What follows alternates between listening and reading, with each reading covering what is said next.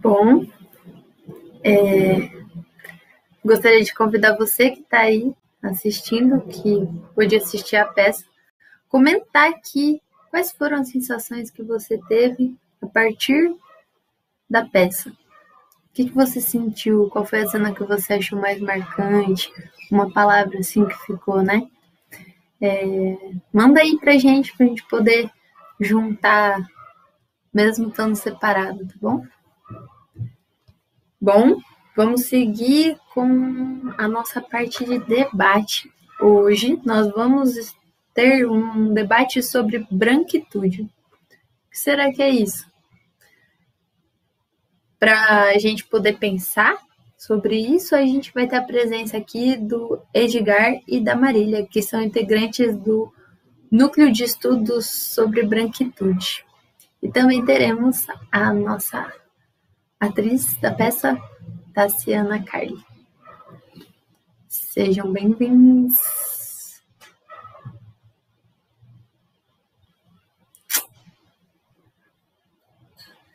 Bom,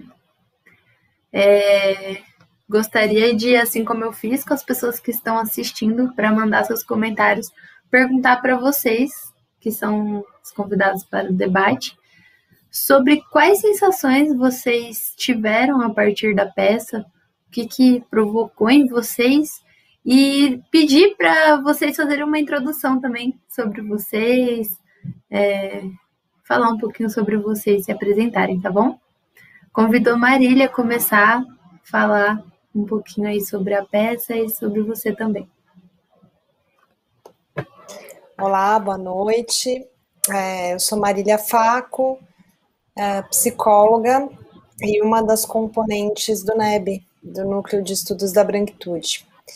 Bom, acho que a peça ela traz dor, né?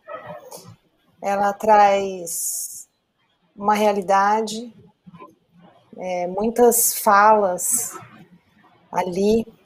Quantas de nós já não ouvimos, né, no decorrer da nossa vida, enquanto a gente vai se tornando mulher? Então, eu acho que essa memória que vai ficando, e a importância da arte também nesse momento que a gente está vivendo, né? Como essa arte tem chegado para a gente, mesmo sem a gente poder estar fisicamente nos lugares. Então eu vejo assim essas reflexões, a peça mesmo como disparador de reflexões e também de ativação de processos que ficam na nossa memória, né? Então o que a gente vai ouvindo desde que a gente chega, né, nesse planeta enquanto mulher, né? Quais são os caminhos que a gente tem que percorrer e quais são aqueles, né, que talvez não nos pertence, a partir de uma ótica ainda muito misógina. É isso. Nossa, agradeço, Marília. Ed? Oi, gente, boa noite. Eu tô com delay aqui, que eu tô vendo minha cara. Eu tô abrindo a boca, tá indo depois. Mas acho que tá tudo certo. Então, sobre a peça, eu já tinha visto, né, a peça quando ela estava ao vivo, né, assim, no teatro, né, e eu fiquei muito feliz, assim, de ver que ela conseguiu, que vocês conseguiram, né, repaginar ela, assim, nessa nova estrutura aí. Eu vim aqui que eu esqueci de me apresentar, eu sou Edgar, eu sou psicólogo, também sou integrante do NEB, sou pai, sou doutorando agora, mas eu fiquei muito feliz que vocês conseguiram repaginar, assim, nesse novo estilo agora possível, né, dentro da pandemia, para que a gente consiga assistir e ver essa arte que é muito bonita, assim, bem impactante. A Marília falou dessa posição das mulheres, né, e eu fiquei pensando aqui nas posições dos homens também, né.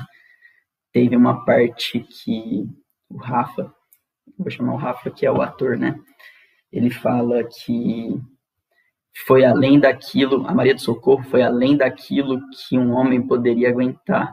Assim, isso acho que fala bastante sobre essa posição do masculino, né? E também da branquitude, né? Pensando que são coisas que, de certa forma, se entrelaçam.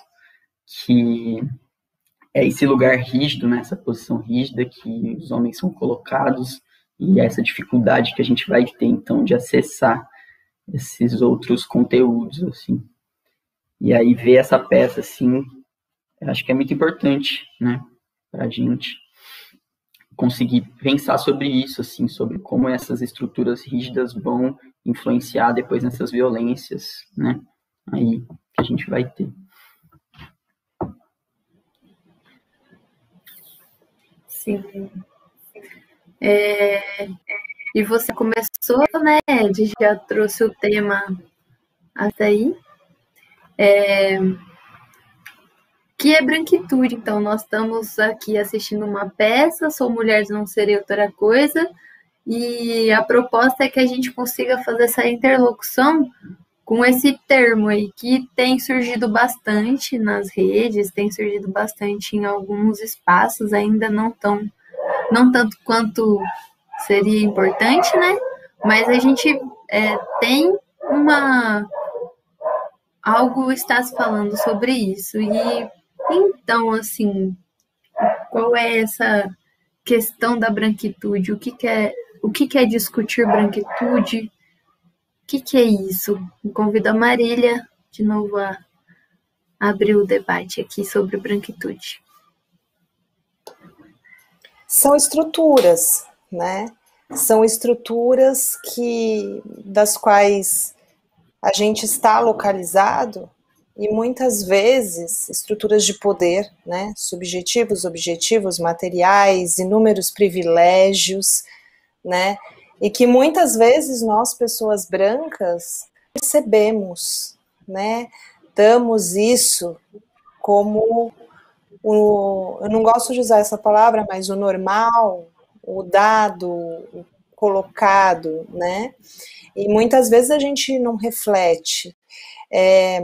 Lélia Gonzalez trouxe, né, no livro dela, que essa questão da autoconsciência racial, né, ela é sempre posta para as pessoas negras, né? Então, sempre tem ali uma questão, violências de todo tipo,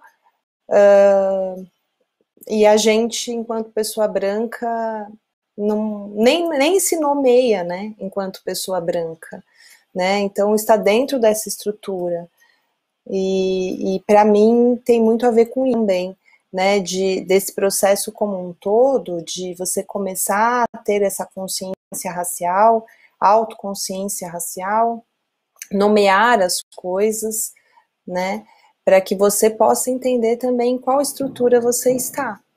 E isso acaba sendo um processo de intersecção, né, porque você vai discutir raça, classe, gênero, né, são coisas que acabam realmente tendo uma intersecção. Mas para mim é basicamente isso. Bom, Ed. Bom, acho que eu vou complementar, né, o que a Marília trouxe, eu acho que é bem isso que ela falou mesmo. A gente não se reconhece, né, tem o Lourenço Cardoso, que fala que o branco aparece se escondendo, né, a gente está em todo lugar, mas ao mesmo tempo a gente não se reconhece mesmo.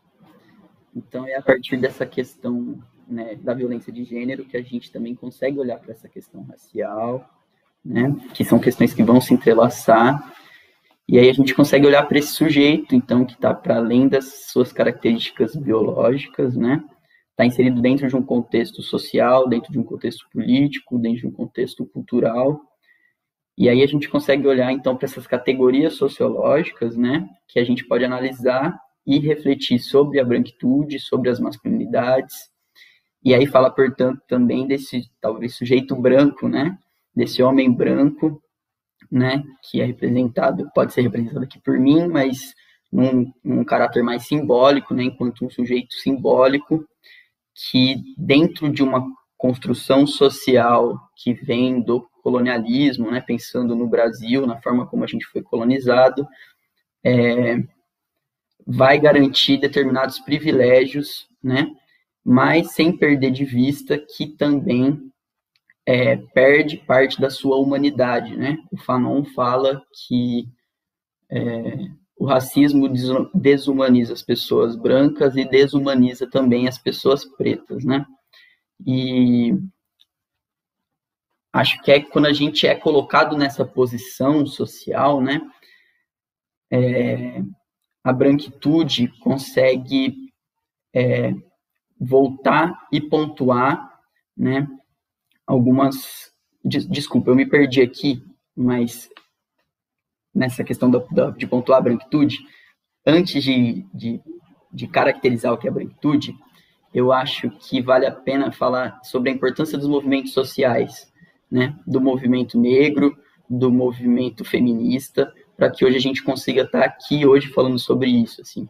Porque a gente hoje tem essas pautas, igual você falou, Ana, que a gente consegue falar sobre branquitude, né? É porque teve um movimento negro aí de luta, né? De muitos anos de luta que possibilitaram. Se a gente hoje fala de masculinidade, é porque teve um movimento feminista aí de luta e etc. E aí, agora, para caracterizar a branquitude, né? Eu diria que é isso que a Marília já trouxe, é uma construção social que vai garantir determinados privilégios simbólicos e materiais para as pessoas que ocupam essa posição, né? E embora a gente fale de uma posição, né, de um sujeito branco, a gente tem que entender que a branquitude não é monolítica, e por isso que a gente fala branquitudes, né? Porque é um sujeito que vai ser atravessado por diversas outras questões, como, por exemplo, classe, idade, gênero, sexualidade, e etc. E são conjuntos, né, que muitas vezes são contraditórios, né, são potencialmente contraditórios. Então, por isso que é importante a gente falar, né, também dos sujeitos, né? E aí um exemplo, só para não ficar muito vago, que eu gosto de dar da branquitude, é sobre esse caráter que o branco ele não vai carregar a sua raça, né? A Lia Weiner fala isso. E o que que significa? Quando a gente fala, por exemplo, de uma pessoa europeia, né, a gente sempre pontua: ah, eu tenho um amigo alemão, ah, eu tenho um amigo português. Quando a gente vai falar de uma pessoa que nasceu no continente africano, e eu via muito isso, porque eu tenho um amigo Vincent, que eu morei com ele, que é guinense, né? A gente fala, ah, ele é um africano, né? Como se a África não fosse um continente, como se a África não fosse um continente com 54 países, né? Com mais de 1.900 línguas e etc. Né? Então, é isso, a branquitude tem essas características, assim, né? Que ter o poder de assumir a sua universalidade é também poder assumir a sua singularidade, né? E aí, muitas vezes, o sujeito branco ocupa esse lugar singular, consegue ocupar esse lugar singular, e isso possibilita ele conseguir falar, ele conseguir nomear as coisas, e etc. Já me estendi. Eu acho bem interessante essa questão que o Edgar traz para a gente, né? Que inclusive a Lélia traz também, que se fala... Por que quando a gente fala, né, de algumas línguas, né, da África, a gente fala como dialeto e não como língua? Né? Então, o que a gente vai estabelecendo? Porque, na verdade, a gente está falando de um sistema aqui, né, e tentando teorizar, mas as coisas estão nos pormenores na nossa vivência, né? Eu entro nessa discussão há 4 anos, mais ou menos, 5 anos, a partir de uma adoção, né? Então, a minha família é formada pela adoção interracial. Então, nós somos uma família branca com filhos negros, né? E como foi, né? Como esse despertar, como esse olhar, porque as pessoas, quando a gente diz assim, ah, mas você é racista, as pessoas não querem, né, admitir ou nem entendem a importância de pensar sobre isso, né?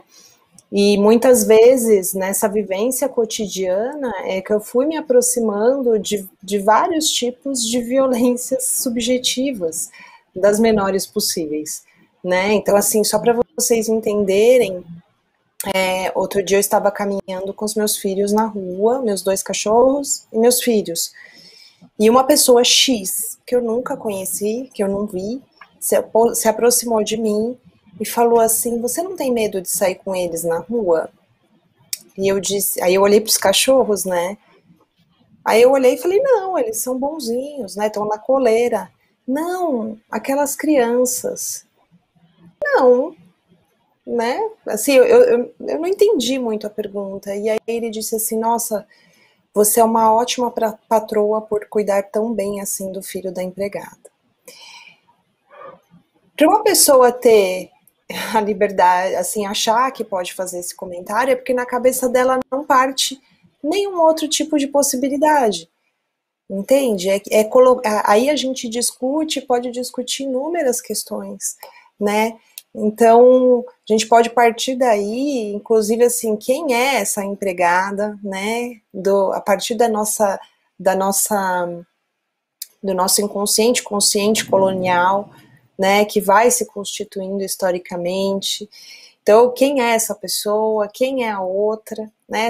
Então, eu acho que tem inúmeras questões que a gente discute aqui teoricamente, mas elas estão no nosso dia a dia. E muitas vezes a gente não percebe, né? Que gera inúmeras violências, né? Violências para as mulheres, né? Quem são as mulheres da base, né? Quem são essas mulheres? Quais são os tipos de violência?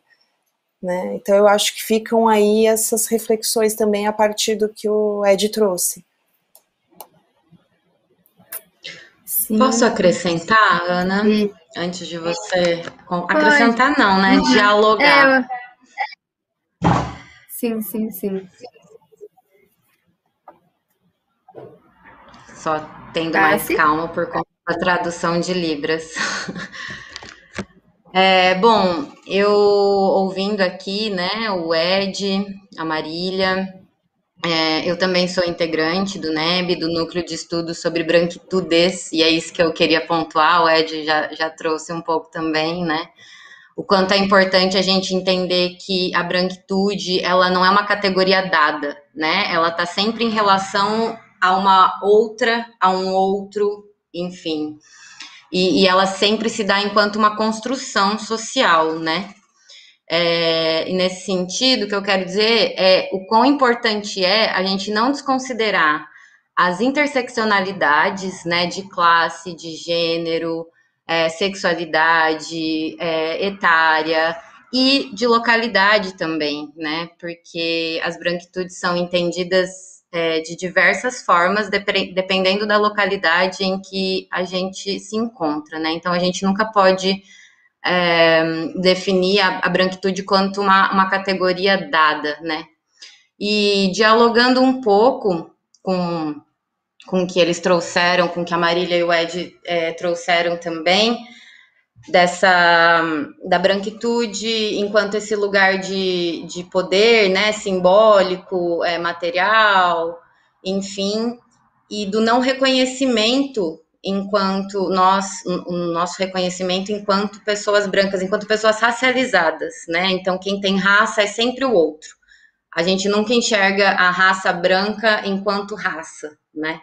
Eu gosto muito de um exemplo que a Lia dá também, costuma dar nos encontros em que ela participa, que ela fala sobre as roupas étnicas, né? Que a gente vê uma vestimenta de África e a gente fala, é uma roupa étnica, mas a gente vê um empresário, né? Com um terno, gravata, enfim, a gente não chama isso de roupa étnica, né? Brasil, 40 graus, as pessoas usando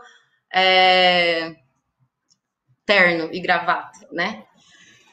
E o quanto isso me leva a pensar num privilégio tão grande da branquitude que ela pode se visibilizar e se invisibilizar quando ela quiser, quando ela bem pretender, né? Eu vejo muito isso nos discursos, por exemplo, quando a gente se depara com perguntas, né, a respeito. No Brasil existe racismo? É quase unânime a resposta de que sim, né? Ok. Então, para a gente afirmar que existe racismo, existem raças, certo? Então, e quem é que está na manutenção desse sistema racista, né?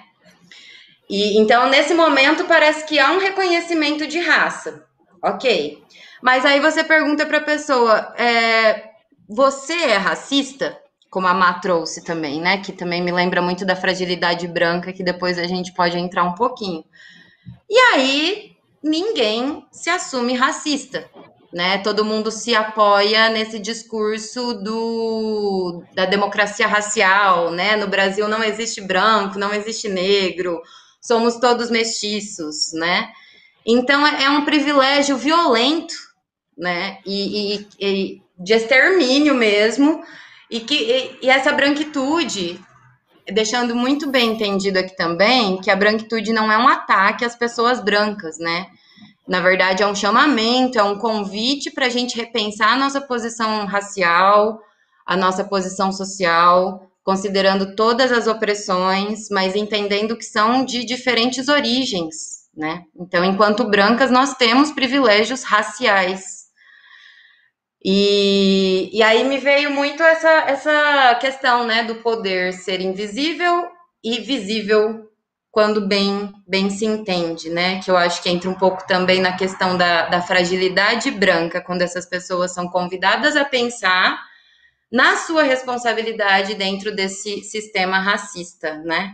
Que aí a gente vê muito episódio de culpa, de enfim, que eu acho que é comum, né? Nenhuma das pessoas brancas está isenta a passar por essas fases, digamos assim, que não são fases porque elas vão e vêm, né? Mas o quanto isso tem um pouco também da nossa fragilidade, né? Em se deparar, em ser questionado, na verdade, sobre a nossa branquitude, né? A gente viu alguns exemplos aí, o caso do Dunker, né, que é um psicólogo, a Maria Rita Kell, que são pessoas que, enfim, estão numa posição de poder, né, e ao serem questionadas sobre as suas branquitudes, simplesmente tiveram uma atitude muito defensiva, né, essa fragilidade de que fala a D'Angelo, né, que as pessoas brancas, elas não estão acostumadas ao confronto, né, aos estresses causados racialmente. E a qualquer confronto com isso, surge um mecanismo de defesa, né, que a gente vê como violência, a gente vê como que é agora? Cancelamento, né? Mas, na verdade, Sim. nós só estamos sendo questionados desde um lugar de poder que a gente sempre teve, né? E que a gente sempre fez questão de manter e ainda mantém. Uhum. E então é um pouco disso que eu queria acrescentar. Bom, um debate para realmente mexer nas estruturas, né? Como a Marília trouxe, essa branquitude ela sendo uma estrutura. Então, nós, enquanto pessoas que estamos reproduzindo essa estrutura, né? Porque a estrutura precisa de uma base. Temos aí essas sutilezas, né? E assim como aparece na peça, dessas sutilezas, né? A versão do homem falando da notícia e a versão da mulher falando da notícia, né? Então, como que essa branquitude, ela vai um pouco para além dessa questão da cor da pele também, e vai nesse âmbito das ações, dessas autorizações da pessoa poder se circular. E gostaria de convidar vocês assim a falar um pouco sobre esse próprio movimento de se racializar, sobre esse movimento de se juntar enquanto grupo. O NEB ele é um grupo só de pessoas brancas? Como que acontece essas discussões? Queria falar para o Ed começar respondendo agora. Beleza.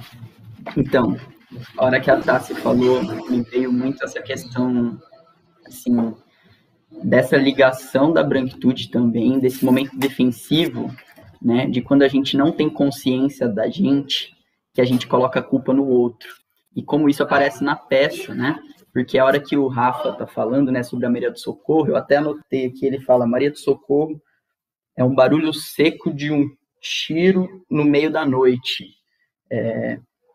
Então, assim, não é ele, né? É ela que é culpada por ele, né? Pela violência dele, porque é isso, falta esse reconhecimento de si, e isso tem total a ver com essas posições rígidas, né? E a dificuldade que a gente tem, posições rígidas e universais, né?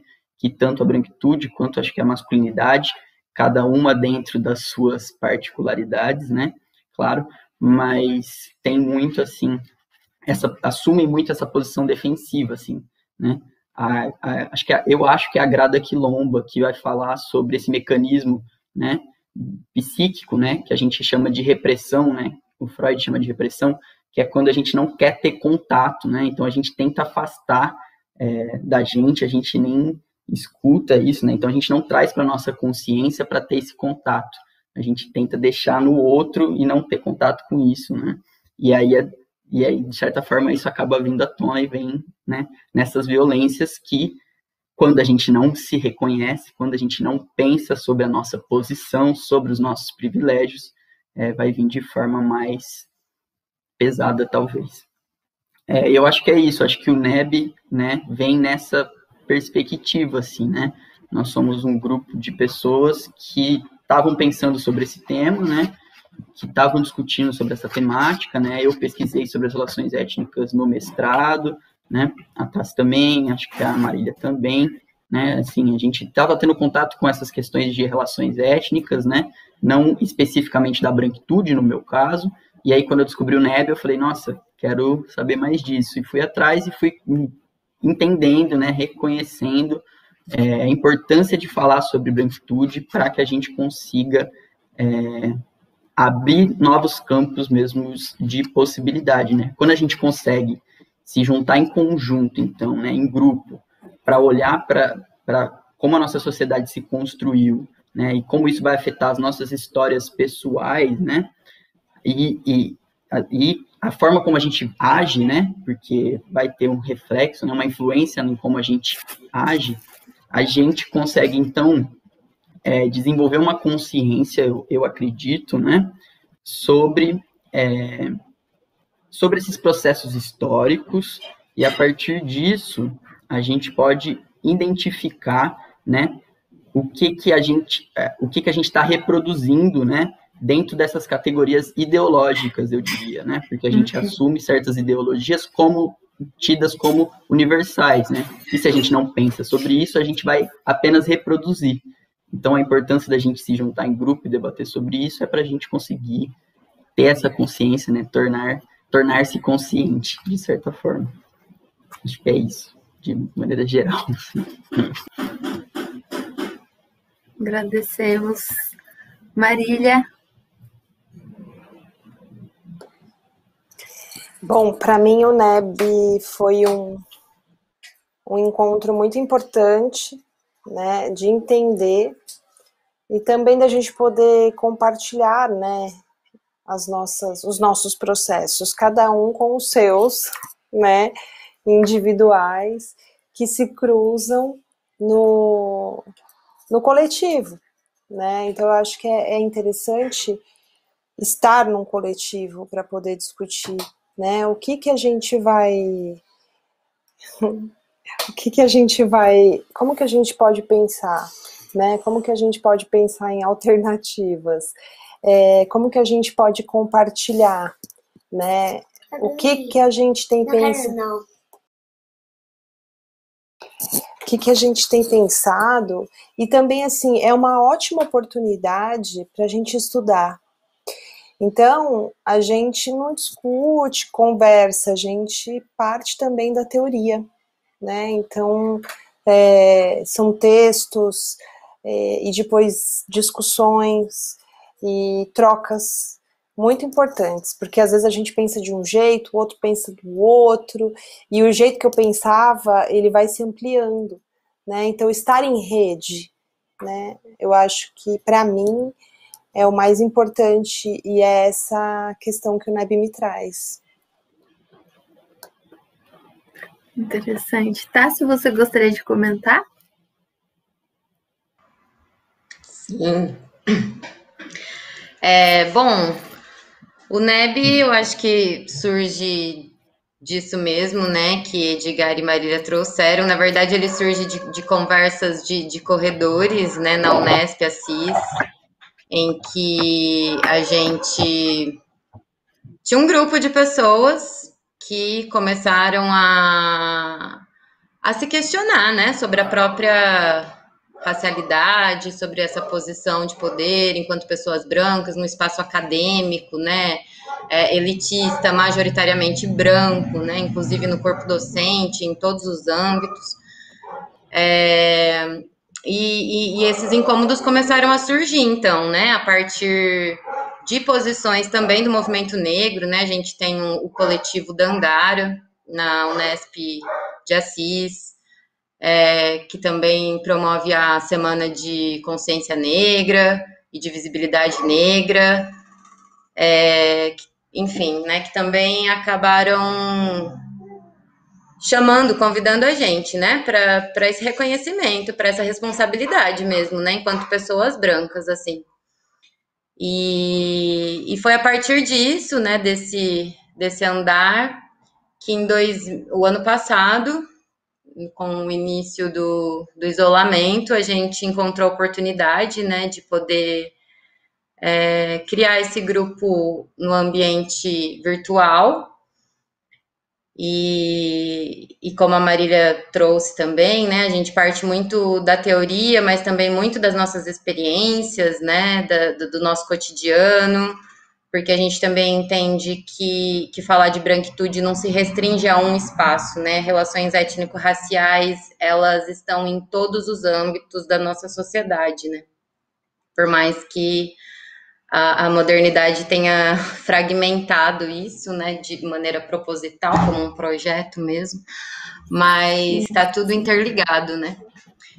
Então, e aí nesse sentido, ano passado a gente conseguiu concretizar, né, a ideia, o desejo, a vontade de ter esse espaço de partilha, de discussão. E nós começamos com um movimento de pessoas brancas, mas não é um grupo restrito a pessoas brancas, né? A gente já passou, inclusive, por vários momentos de problematizar essa constituição, né? Essa configuração do grupo, porque a gente sabe que também é muito fácil para a gente cair num pacto narcísico da branquitude, né? De que fala Cida Bento, que eu só reconheço o meu semelhante e eu vou sempre proteger, eu vou sempre defender e sempre estar ao lado dele, grosso modo, né, o que seria esse pacto narcísico. Então, e entendendo também que a branquitude, ela é relacional, né, então quão importante é ter outras pessoas, outras raças, outras etnias, outras cores compondo com a gente, né. Mas, por enquanto, ele se configura dessa forma, né? A gente tem pessoas de todos não, mas de muitos lugares do Brasil, Rio Grande do Sul, Bahia, Rio de Janeiro, São Paulo. É um grupo com trocas muito, muito importantes, mas que está em constante vigilância também, né? Porque é isso, eu acho que reconhecer a nossa racialidade enquanto pessoas brancas é para a vida inteira. Não é, agora sim, sei que sou branca, estou isenta do racismo, não sou mais racista. Não, né? São loopings. Então é um trabalho para a vida toda. A gente tem que sempre se vigiar e sempre enfim, buscar estar em coletivo mesmo, com pessoas que também estão por essa perspectiva, porque é muito fácil a gente cair nesse lugar, né? E pegando um gancho assim nessa questão desse lugar de atitude, chegou uma pergunta aqui pra gente sobre como o racismo desumaniza o sujeito branco. É uma pergunta da Caroline Barbosa. Como o racismo desumaniza o sujeito branco? Já que você trouxe essa questão de estar em vigilância, né? Para essa olhar para suas ações, e essas ações elas têm uma relação aí com essa desumanização também. Eu queria convidar o Ed para falar, né? Ele citou uma parte sobre isso. Com você, Ed. Então, como esse racismo vai desumanizar as pessoas brancas? Eu acho que se eu tentar responder aqui, vai ficar falho, porque tem um capítulo, né, que o Fanon escreve, basicamente, explicando um pouco sobre isso. Então, eu falaria assim, convidaria, né, a Caroline Barbosa, que é a Carol, agora que eu conheço, a gente lê mais o Fanon, assim, porque a questão é que, bom, eu vou tentar explicar de qualquer jeito, senão acho que vai ficar falho. Mas, assim, é no sentido de que a pessoa branca ela não vai conseguir ter contato com determinados aspectos, né, da humanidade que está no outro, né, porque ele só consegue ver aquilo que é isso, por isso que tem essa questão do pacto narcísico também, da Maria Bento, aquilo que pertence a ele, aquilo que está nele, né. Isso também vem já junto da masculinidade, por exemplo, que também acho que de certa forma acontece isso, né, de desumanizar a masculinidade, né, porque o homem, né, por exemplo, acho que eu consigo falar mais fácil, né, ele não consegue ter acesso às a sua sensibilidade, né, a tudo aquilo que pertence ao universo feminino não é permitido devido a essa posição rígida que ele vai ocupar, né, que o sujeito ocupa, ele não consegue ter acesso a determinadas coisas que constituem, né, esse universo feminino. E assim como o branco. Só que a questão do branco, né, eu convidaria a gente a ler o Fanon, para não falar bobagem também.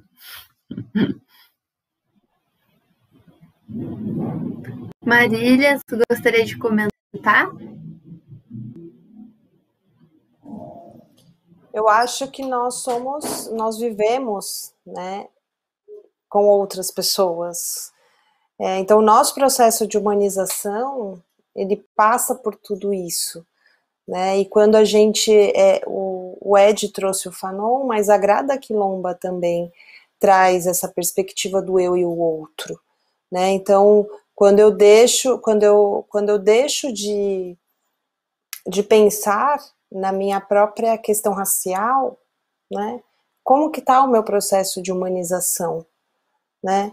Quando eu nego, quando eu, por exemplo, pegando o que a Tassi trouxe, né? Existe racismo, mas existe racismo? Sim. Você é racista? Não.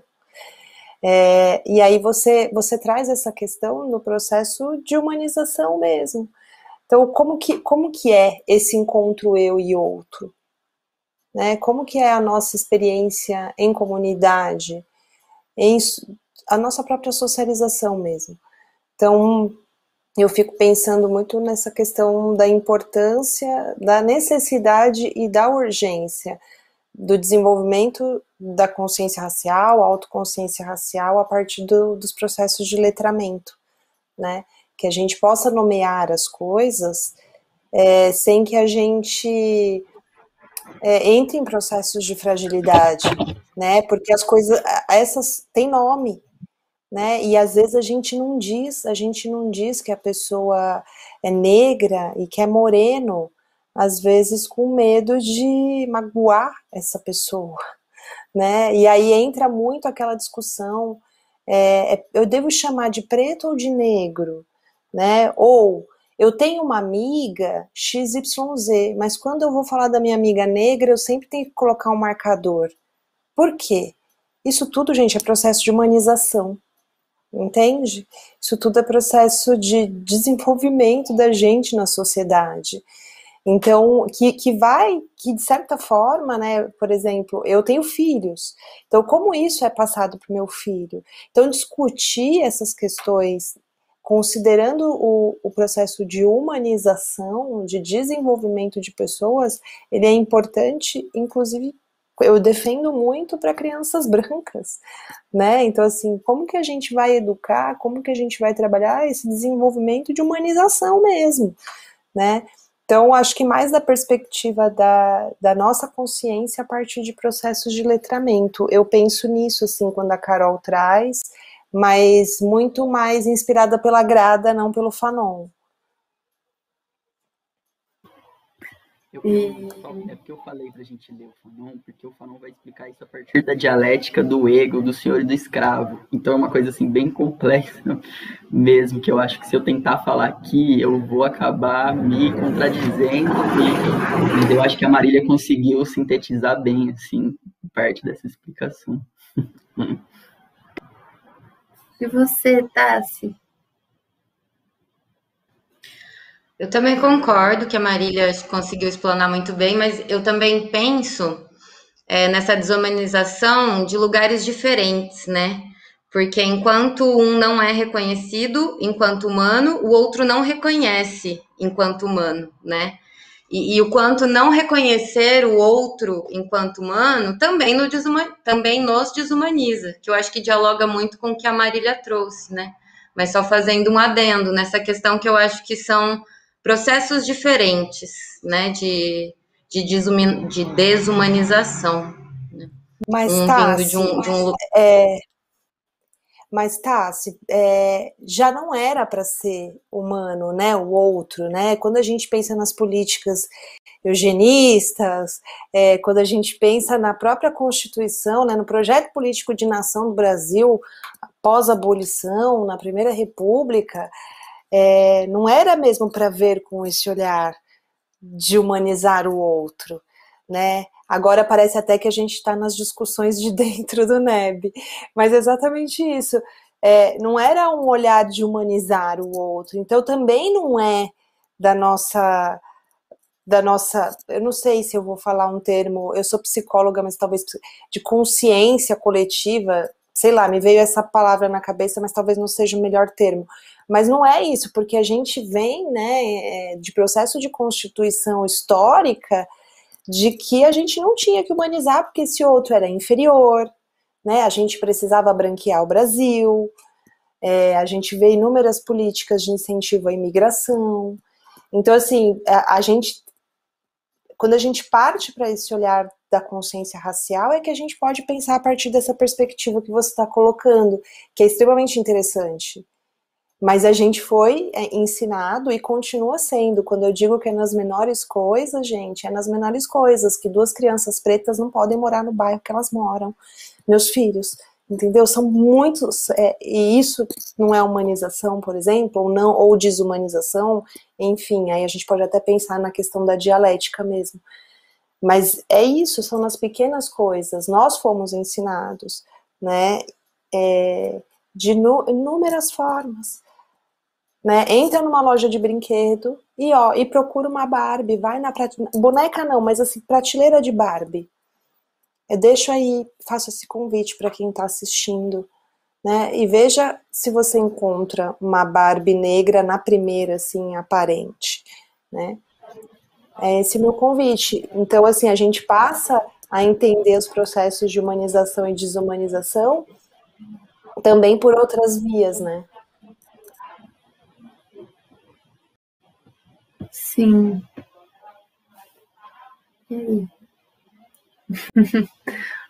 Essas discussões aqui mostram um pouco dessa sutileza. A Marília trouxe um pouco dessa questão histórica também, que eu acho um pouco importante da gente evidenciar, porque tem esse processo histórico é muito diferente, né, do projeto da branquitude, que não mostra mesmo esses. Está escancarado, na verdade, aqui no interior a gente tem os pactos coloniais, né, que vieram para colonizar o interior oestista. Pedrinhas Paulista foi feita por um pacto de colonização com a Itália, mesmo, né?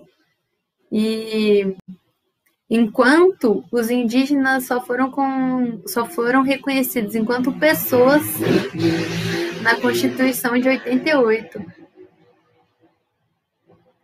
Então, como que nós não somos responsáveis por isso? E como que nós nos responsabilizamos e podemos parar de reproduzir essas questões, né? O Marcelo Lima, fazendo alguns comentários sobre essas relações de poder, ele trouxe um pouco sobre o Foucault, né? Que fala sobre essas relações de poder. Quando ele fala que tratar de relações de poder é tratar de poder de estratégia, que tem do discurso, que é um pouco a Marília, a Ed e Tassi já trouxeram sobre esses exemplos, né, que aparecem na fala e também nessas ações.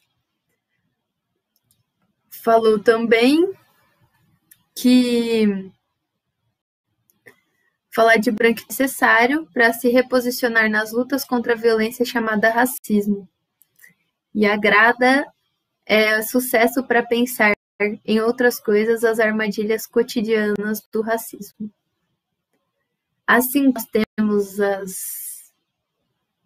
as violências cotidianas, né? Contra o racismo também, as violências cotidianas das interseccionalidades, aí, como a Marília trouxe,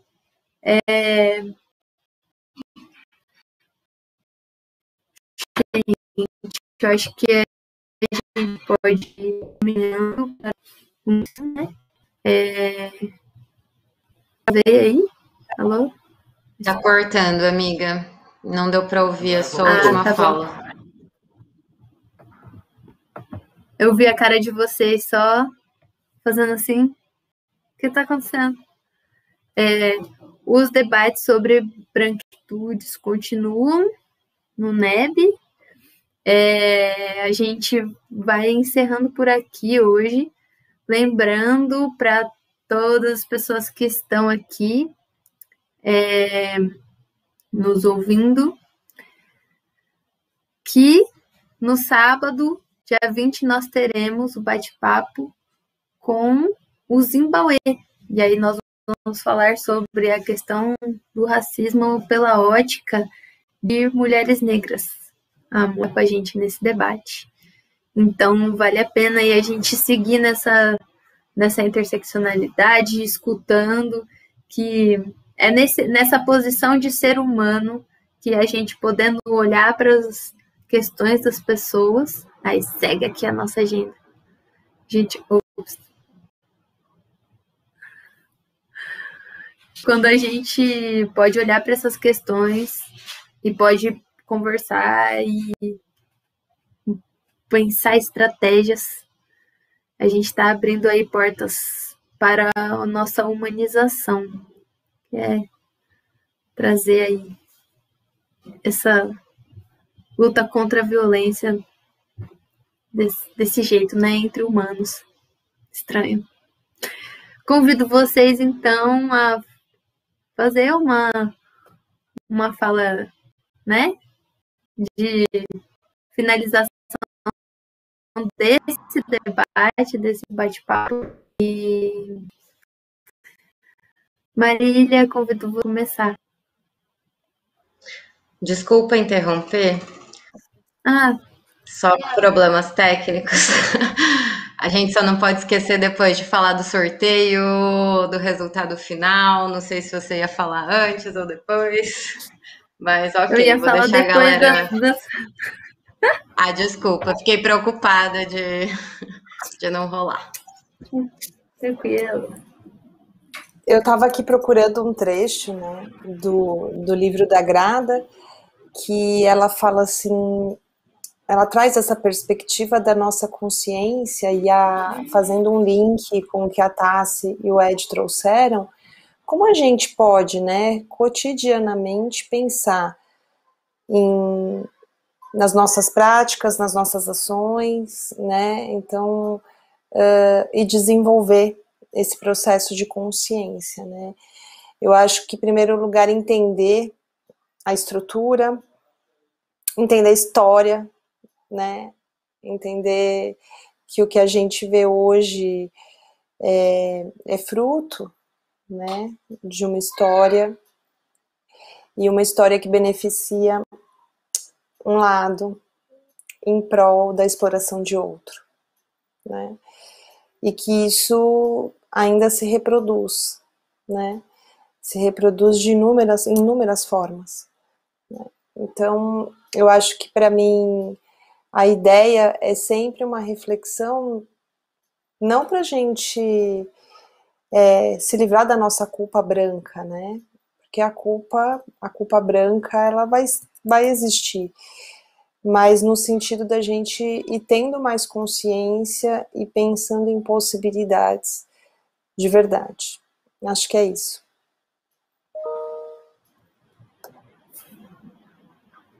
Agradeço, Marília. Ed?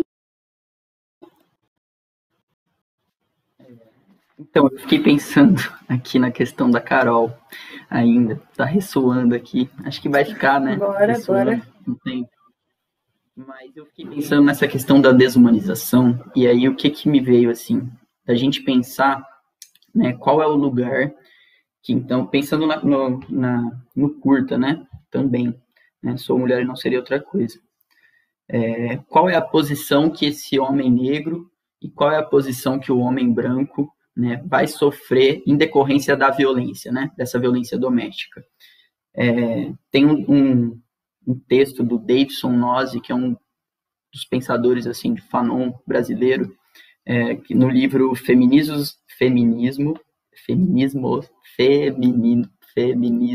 e Masculinidades, Caminhos para se enfrentar a violência contra a mulher, que chama O Pênis Sem o Falo, né? Esse texto do Davidson. E aí ele vai falar sobre essa desumanização do homem negro, sobre essa desumanização também da mulher negra, né, mas principalmente focando no homem negro. E aí o que me veio aqui, me veio uma coisa bem pessoal, assim, inclusive, para pensar isso, para dar um exemplo, que é o seguinte: o que acontece com um homem branco, né, quando ele comete uma violência, né? A gente vê o caso daquele deputado, né, que cometeu um assédio, né, dentro da Câmara lá contra a Isa Penas, se eu não me engano, do PSOL. E o que aconteceu com ele, né? Até onde eu sei, até onde eu vi, ele foi punido com 120 dias de férias remuneradas, né? Basicamente, ele não vai precisar trabalhar durante 120 dias e vai receber normalmente. E até onde eu vi, tinha sido isso a punição dele. Não sei se alguma coisa mudou desde que eu vi. E qual que é a punição para esse homem negro, né?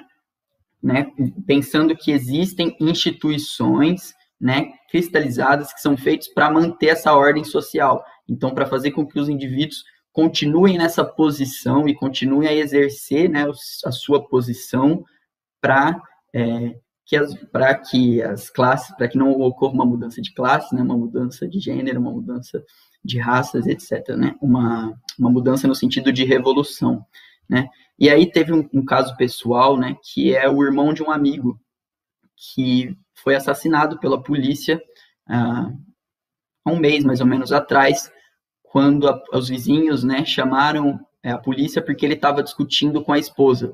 Ele é de um bairro da Zona Leste de São Paulo e ele recebeu 3 tiros, né, na polícia, e no momento que ele discutia com a polícia ali, não sei, né, se ele discutia, isso.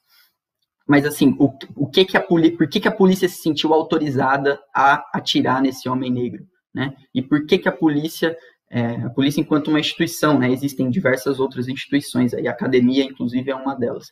mas por que que a polícia se sentiu autorizada a disparar contra esse homem negro, né? E por que quando essa violência é cometida com um homem branco, no caso desse deputado, né, que tem câmeras filmando, né, todo mundo viu ali, é só assistir, só colocar no YouTube, né, é bem óbvio, fica bem evidente o que aconteceu. E não acontece uma punição, né, como se deveria ser feito. Porque é isso, as instituições também são feitas para manter essa estrutura. E acho que essa autorização vem muito dessa desumanização também, assim, né, que acontece, porque se eu não reconheço o outro enquanto humano, né, logo eu diria que eu não sou tão humano, de forma bem rasa, assim. Mas acho que é isso, muito obrigado, agradeço. Acho que é muito importante, assim, trazer esses debates depois de um curta desses, que é muito importante também, né, falar. Acho que... bom, é isso. Senão vou me alongar aqui.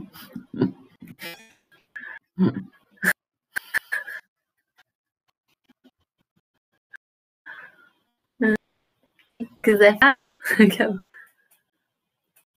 Beleza. Não, é que você falou da questão histórica, assim, que os índios só foram... Desculpa. Você falou da questão histórica, que os índios só foram reconhecidos humanos em 1888, né?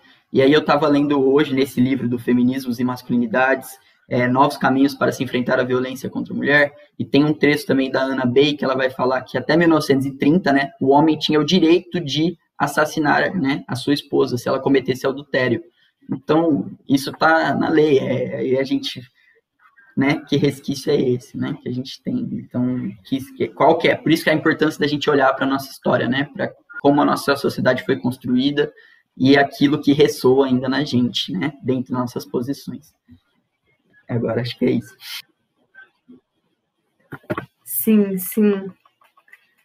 Tassi? Lei para quem, né? Fica a pergunta.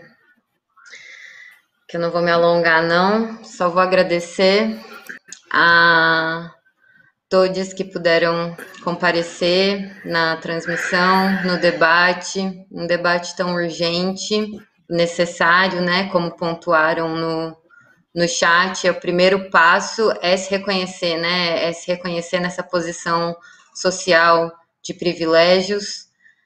E é isso. Fica também o convite para as pessoas que quiserem participar do NEB. Nós temos a rede, o Instagram, Facebook também, mas a gente está super disponível, só entrar em contato nas nossas redes pessoais também. E é isso, gente. Sigamos, porque racismo é coisa de branco e a gente precisa